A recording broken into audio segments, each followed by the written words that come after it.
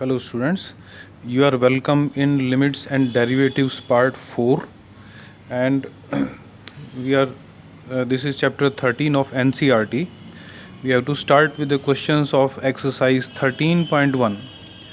Now the first question is evaluate the limit x tends to 3 of x plus 3. So we have to evaluate limit. So for evaluation, so you have to avoid certain indeterminate forms we have discussed in the previous parts. So there are 7 indeterminate forms, and 0.0 is the main that you have to face in most of the questions. So when x is equal to 3, so this function is defined. It means there is no 0.0 or there is any one of the indeterminate form. So that's why you limit we have done in the second part, that limit x tends to a of fx is equal to fa when fx is polynomial. So clearly this function is a polynomial. So this limit is equal to fa, and evaluate fa. Substitute x by 3. A is 3, so substitute x by 3 and we will have 6, and 6 is the answer. You can also say that limit x tends to 3 of x plus 3 is 6. 6 is the answer. So very simple questions. So you have to remember, when fx is polynomial, limit x tends to a of fx is fa. So this was first question. Now move on to second question. Limit x tends to pi of x minus 22 upon 7. Here you mind it, this pi is irrational number. 22 upon 7 is just an approximate value of pi. This is not exact value of pi. So we cannot do that pi minus 20 upon 7 is 0. So pi is not equal to 20 upon 7. It is approximately equal to 22 upon 7, you can say. So x minus 22 upon 7, and this is a polynomial, and we remember the previous result, limit x tends to a of fx, that is equal to fa for polynomial. So evaluate fa, and that will be pi minus 22 upon 7. This is the answer. So pi is not equal to 22 upon 7. So you have to leave the answer here only. So I hope this question is clear to all of you.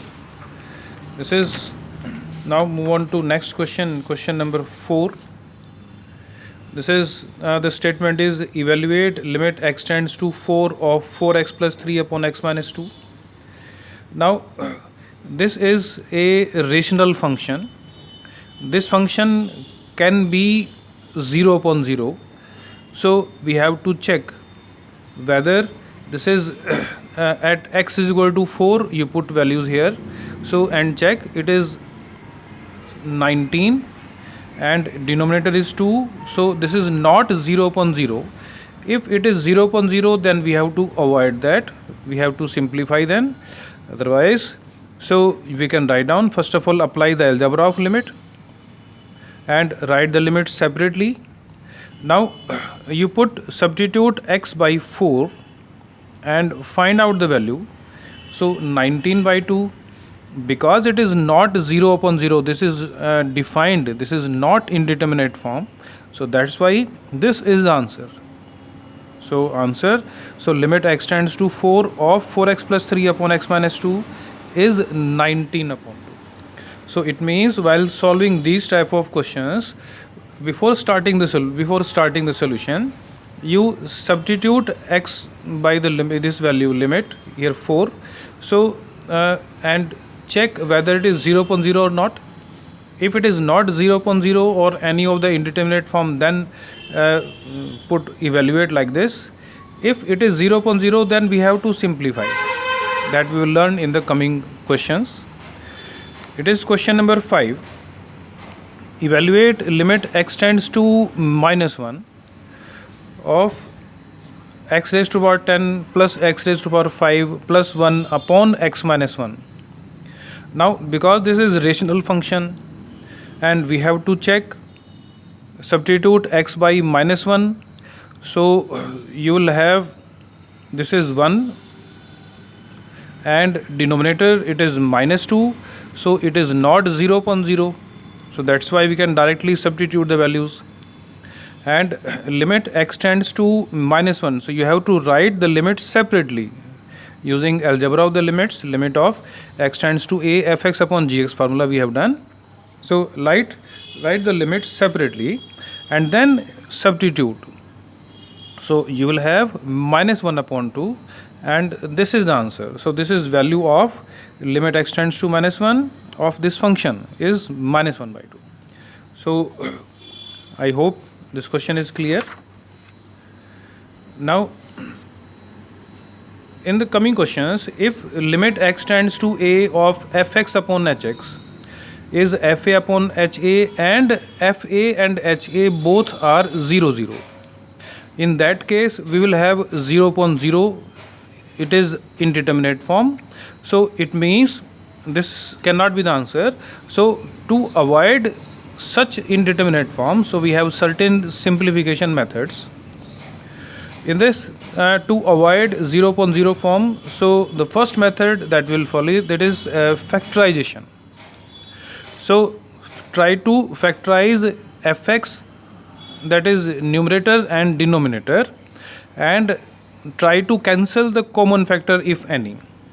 Try to cancel the common factor. So after cancellation, then you have to check whether it is 0.0 or not. If it is not 0.0, then you will get the answer. If it is still 0.0, then we have further simplifications. So the first method is factorization. Second method is expansion. Now to expand a plus b, a minus b whole square, we have done these results. We have to expand using it, a plus minus b whole raised to the power 3. But if the powers are more than 3, then we will use this binomial theorem for expansion. So you have to note down this formula, because for this session this binomial theorem chapter 8 is not in your syllabus, so you have to do this to solve the questions of this type. So what is binomial theorem? A plus b raised to the power n, this formula is true for plus and minus both signs. So n is any natural number, or the expansion will be nc0 a raised to the power n plus nc1 a raised to the power n minus 1 into b plus nc2 a raised to the power n minus 2 into b square. So mind it, in every term the sum of powers of a and b, that should be n, and the powers of first term a, that will goes on decreasing, powers of the second term b will goes on increasing, starting from 0 in the first term, then 1, power of b is 1, 2, and so on. The last term is ncn into b raised to the power n. So this is binomial theorem. To apply for a minus b, so you have to remove b by minus b. Here it is minus b, here minus b whole square, here minus b raised to the power n. Now what is nc0, nc1? This is ncr. We have done this formula in combinations, permutation and combination chapter. What is ncr? It is n factorial upon r factorial into n minus r factorial. So using this formula, we can simplify nc0, nc1, nc2, and so on. So these are two methods. We have more methods we will discuss in the next part. Now homework for today is you try to solve the questions of 13.1 up to question number 8. So that's all. Thank you.